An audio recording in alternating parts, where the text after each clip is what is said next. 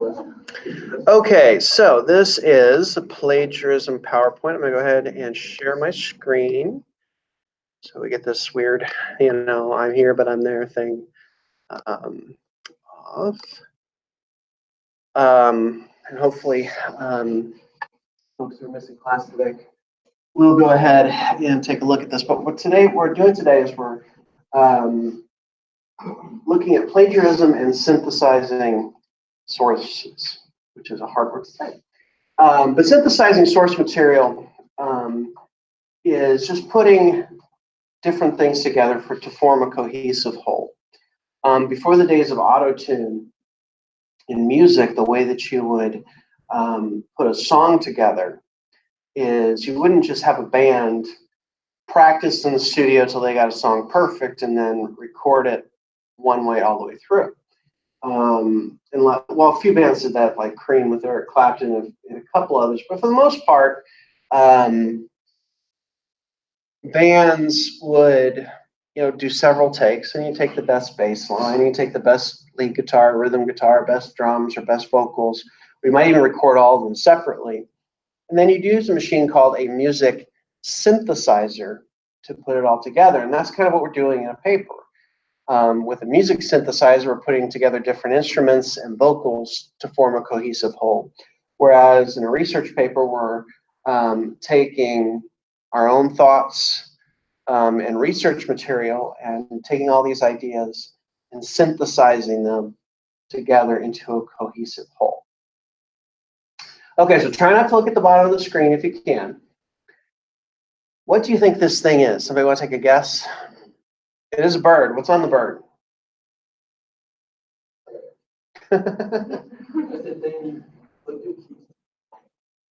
Yeah, it does kind of look like a keychain. Oh, like a lanyard? One more. It goes like drawn up. Key fob?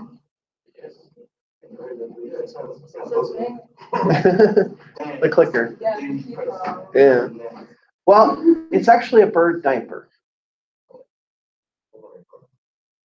Well, that looks like a parakeet, so probably to keep it from pooping in your house. Now, the reason I have this up here is, there's actually a US patent for this. Patent number's down there at the bottom of the screen, and because the screen's share, you can't see the web address for it. But it does have a US patent. The three inventors are on the screen there. Why are patents important?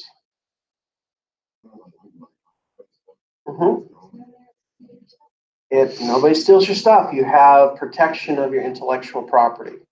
And that's what our job is as students and academics, is to protect people's ideas, okay, to protect their intellectual property. So I know our definition chapter that we just read says don't use the dictionary definition. In this case, I think it works because the definition of plagiarism is to steal and pass off the ideas or words of another as one's own. Use another's production without crediting the source. Now, the reason why I'm doing the dictionary definition is because I want to point out that plagiarism is not just taking the exact words. We know that if we copy and paste from a website, that's plagiarism. That's pretty basic.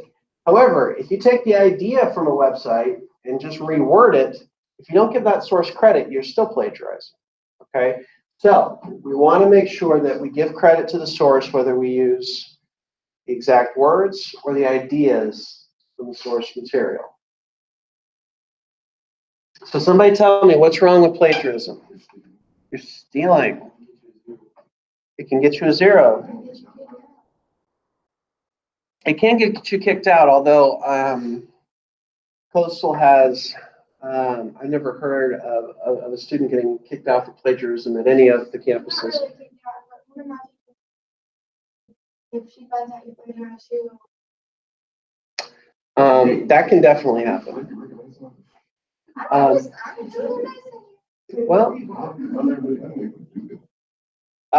Well, I mean, in essence, in this class, if you plagiarize on a paper and get a 0 on it, you know, it's going to be difficult to get the C that you need to move on to English 102. So in essence, you would fail.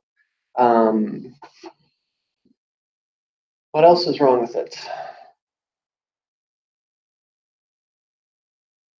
You're not doing your own work. You know, practice doing your own work. Eventually, that's going to catch up with you. In all likelihood. Okay, so some of the consequences at coastal, you can get an F or a 0 on a paper, impose an F for the course, require an assignment be retaken, reprimand the student in writing, impose similar sanctions. Typically, for me, plagiarism is on a case-by-case basis. When we're in the research papers for this class, like career essay, and the, I'm blanking, I'm sorry, the arguing essay, as long as you're making an effort to cite your sources correctly, the worst thing that I would do is make you revise the paper. Now, of course, on the group essay, since it was a 0 tolerance policy, you know, one line of plagiarism, and I haven't checked your class yet, can get a 0 for the paper. So that's a little bit more serious. But on the research papers, in all of my classes, not just this one, I take plagiarism on a case-by-case basis. If you're making mistakes but trying to cite correctly, that's treated differently than, say, you just list some websites at the end of the paper and, you know, use source material throughout the paper without indicating where it came from. So the bottom line is pay attention to this stuff, put in an effort to cite correctly, and I'll work with you, okay? Ready. Okay, so before we freak out about, you know, getting 0s and things like that, do keep in mind that anything that's common knowledge or general knowledge for your audience does not have to be cited. If you remember in English 101, we start the class with a social media essay where I do tell you, you know, the major social media sites that students use, you don't have to explain, like Snapchat or Instagram or something like that, because your audience already knows how those work. Now, if you were in kind of a specific or niche social media site, then that you would have to explain because your audience doesn't know it. So let's take a look at general knowledge versus knowledge you need to cite. For your audience, Coastal Alabama is a community college in Alabama. Your audience knows that. It's in the name. The only school I can think of that, you know, has the name of the state in the name that isn't necessarily there is, what is it? Indiana University, Purdue University of Indianapolis. No, there's a Indiana University in Pennsylvania is what I'm thinking of, which doesn't make a whole lot of sense. But in this case, everybody knows that this is a community college in Alabama. Now, on the right side are some made-up things that you would have to cite to show specialized knowledge. There are a series of tunnels under the Bruton campus built in World War II. The Neal building was constructed by superheroes. Elvis Presley wrote a song about coastal. They're fabrications, of course, but these are things that your audience probably doesn't know, okay? And that's the type of thing that you would have to cite.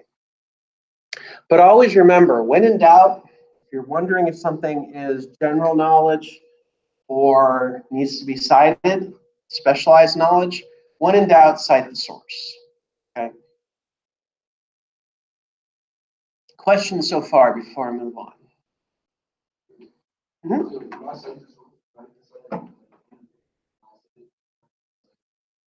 We are going to get to that, but you cite it in 2 places. In the paper, after every sentence that comes from a source, not just at the end of the paragraph, after every sentence that comes from a source, and on the works cited page. Now, if you're quoting and that quote is more than one sentence, you would cite at the end of the quote. And don't panic about this stuff. There's a reason why we have textbooks and we have online writing lab at Purdue. We have resources to do this stuff because it's not necessary to memorize this stuff, but it is necessary to know in general terms what you need to do and know where to look up information to get help. So there's 3 ways to cite source material. Modern language association, which is used in most English classes, I would say, at many schools. Also humanities classes. Art, what else?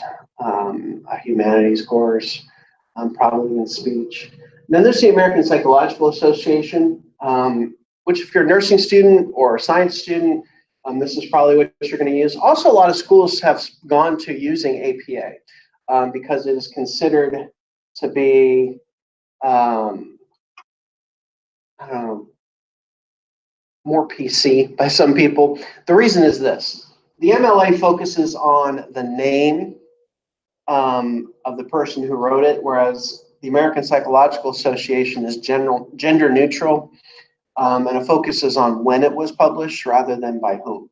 Okay. And then if you're a history major, you're probably going to have to learn the Chicago Manual of Style. The important thing is, on the long term, is if you're in a 4-year school or moving to a different school from this one, make sure you know which style your instructor wants you to use.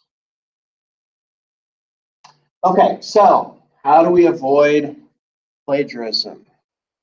There's 3 different ways. We can quote, that's using the exact words of the author by including quotation marks at the beginning and the end of the quote. We can paraphrase, which is restating a passage from someone else's writing in your own words with significant changes to the wording. Now, I know some teachers, I had high school teachers that did this. To make it easier, say you have to change at least every second word or every third word or what have you. I tend to use the Supreme Court's definition of pornography. I know it when I see it, and that means that I know if you've changed an idea into your own words when I see it. But significant changes to the wording, okay? And then finally, summarizing. This is giving the basic idea of an author's argument in your own words. Generally speaking, a summary is taking a large amount of information and shrinking it down to the main ideas. For example, you might write a paragraph summary of, a whole article, all right?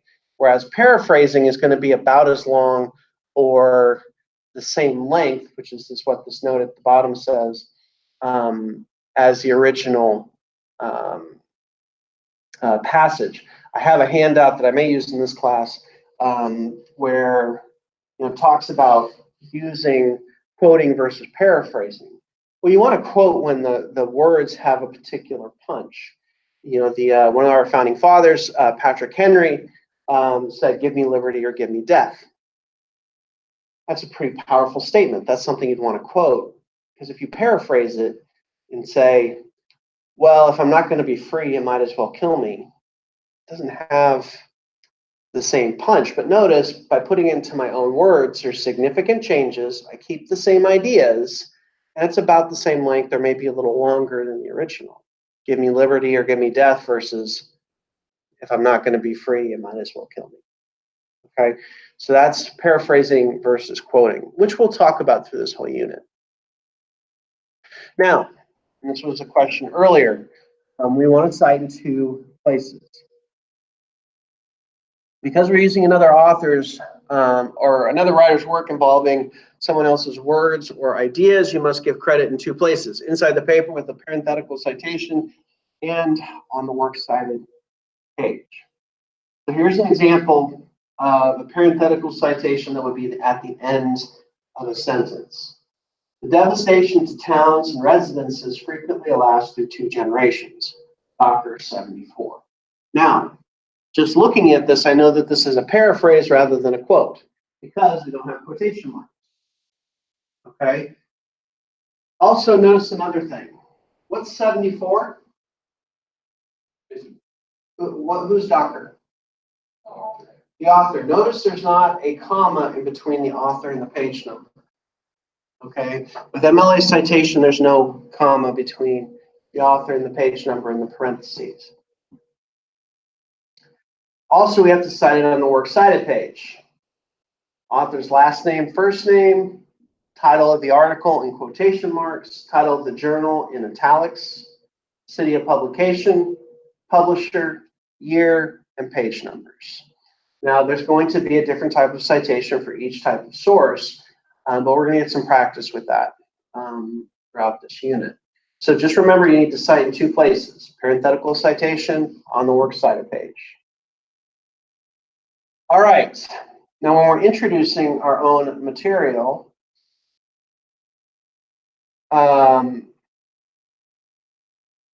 let's see. In order to smoothly integrate your quotes, paraphrases, and summaries with your own words, you need to incorporate signal phrases into your writing. In other words, you're giving the reader a heads up. Hey, here comes a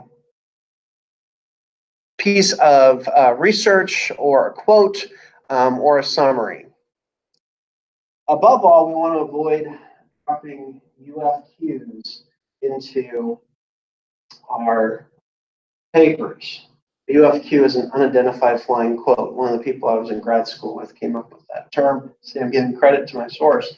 And I like that. It's one of those things that, you know, it sounds good.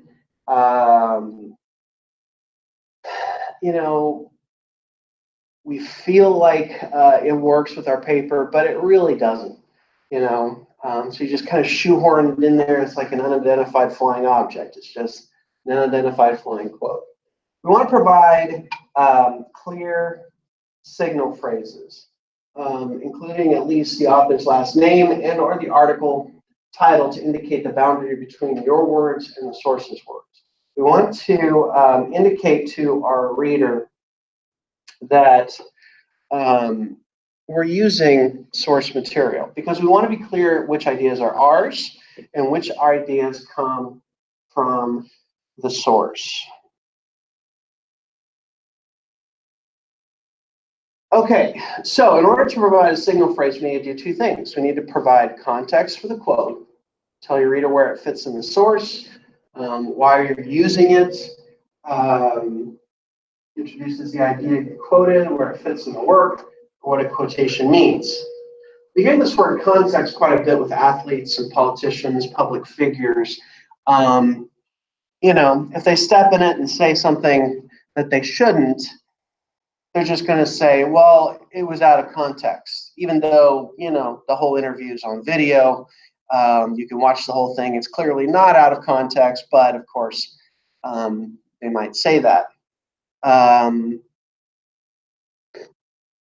But context means, you know, what it was written for, who the author is, maybe they're an authority that you want to give credit.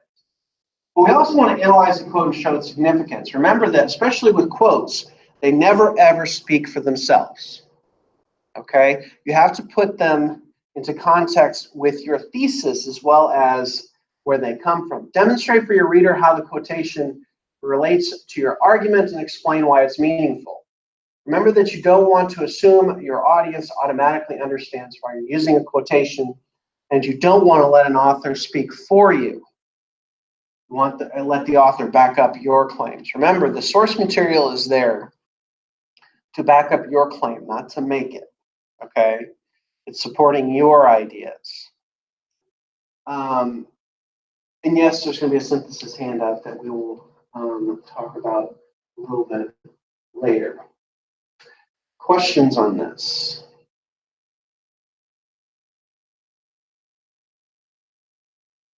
Okay. I want you to get out your phone and take a picture of this. If you are watching this online, you can just print out this slide. I forget which slide number it is. I think it's like 15 or something like that. But this is what we're going to use for the following slides. In earlier times, surveillance was limited to the information that a supervisor could observe and record firsthand and to primitive counting devices. In the computer age, surveillance can be instantaneous, unblinking, cheap, and maybe most importantly, easy. Okay, everybody got the picture of this slide. You're going to need it for the next few slides when I call it. Okay. So let's take a look at some examples using paraphrasing, quotes, and summary. Here's our first example. The Botan and Borvenu article, those are the authors, indicates that in earlier times, watching employees was restricted to the information the supervisor could observe and record firsthand. In the computer age, surveillance can be instantaneous and cheap. Is this okay or is this plagiarized? Only 6 of us today, so I need your help. Sorry? It is plagiarized.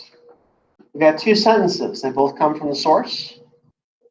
We don't know what page number it comes from.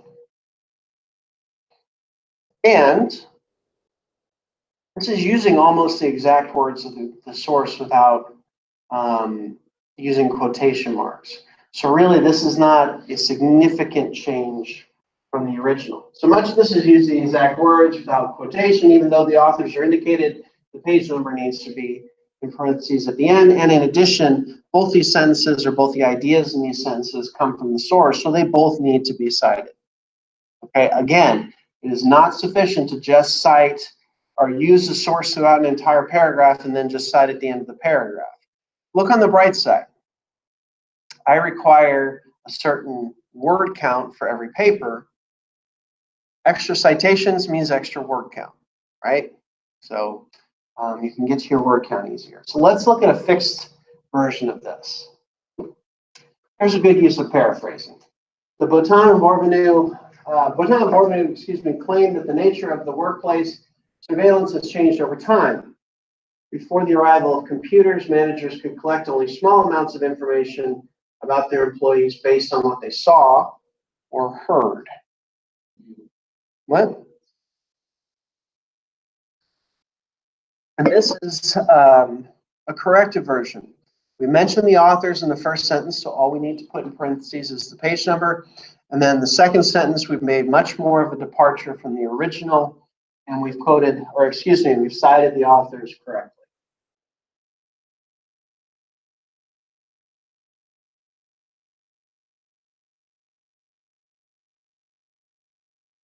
Okay, why is this one plagiarized when using direct quotes? In the computer age, surveillance can be instantaneous, unblinking, cheap, and easy. This is different from earlier times when surveillance was just what the supervisor could observe the employee doing. Okay, no quotation marks. The first sentence uses a direct quote. The second sentence doesn't have the page number.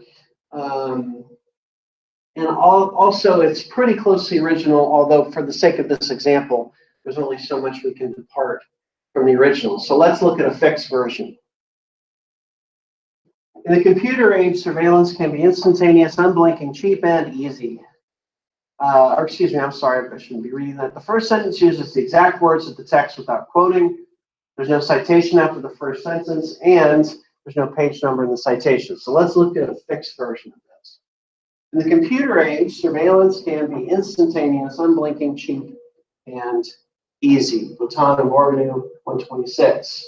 Botan and Borvenu argue that this is different from earlier times when surveillance was just what the supervisor could observe the employee doing. Okay, a couple things I want to point out here. One, what do these ellipses signal? That's the 3 dots in the first sentence. There's more stuff. Now, you can use ellipses, and I encourage you to do so, especially if there's, kind of places where you can trim the fat in a big quote. But when you use ellipses, you need to make sure you're maintaining the integrity of the quote.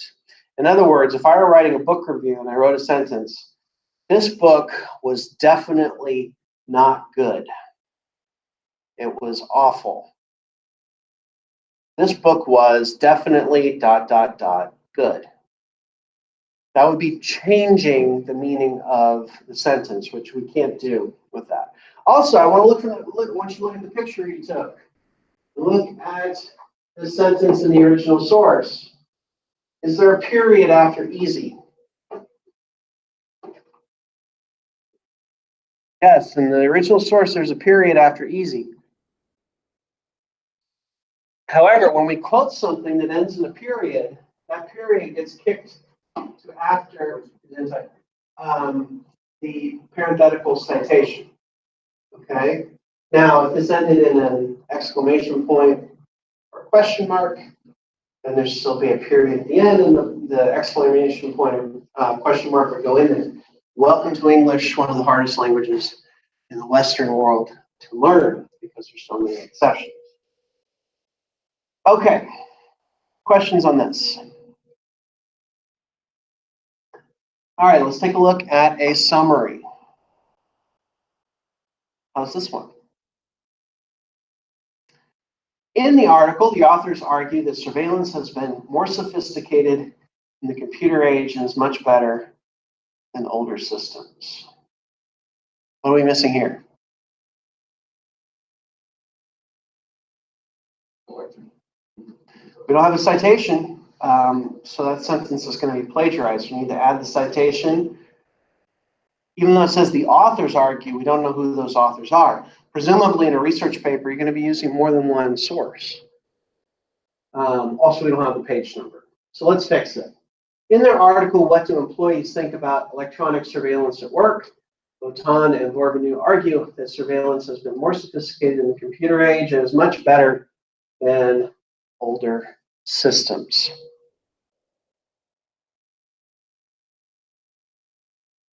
Okie dokie. So we've included the author's names in the sentence, and we have a parenthetical citation with the page number. Notice the period only goes after the parentheses, okay? We don't have a period before the parentheses. I see this a lot in student papers where there'll either be a period before the parentheses and no period after. That creates a sentence fragment. Or we have a period before and after, trying to cover all the bases. That again creates sentence fragments, incomplete sentences, all things that we don't want to do. Okay, so let's just review what we've talked here, and then I'm going to briefly point out how to access a lot of the library's resources. Okay, so plagiarism is stealing words or ideas. It can have severe consequences. General knowledge does not need to be cited, but when there's any doubt, make sure you cite the source. You need to cite both in the text and on the works cited. And there are 3 different types of citation that will let you avoid plagiarism: paraphrase, direct quote, and summary. Okay? Any final questions? Okay, I just want to, we'll skip the group exercise that is going to be for later dates. I want to show you how to get to most of the library's resources, and that's going to help you regardless of which class you're taking from me or really from any instructor. So, I'm going to sign into Canvas.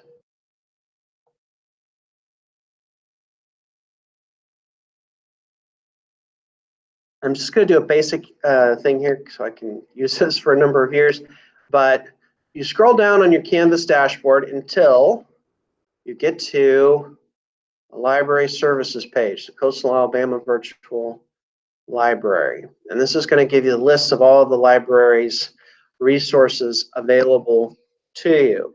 The online catalog, which I'll make another PowerPoint about that. The thing that we're probably going to use the most is the Alabama Virtual Library, but there's other great resources on here as well. I encourage you to look at them on your own time.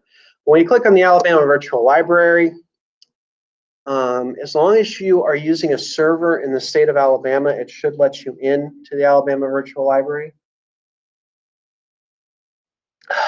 We click on our resources. You can either go college and university or all resources.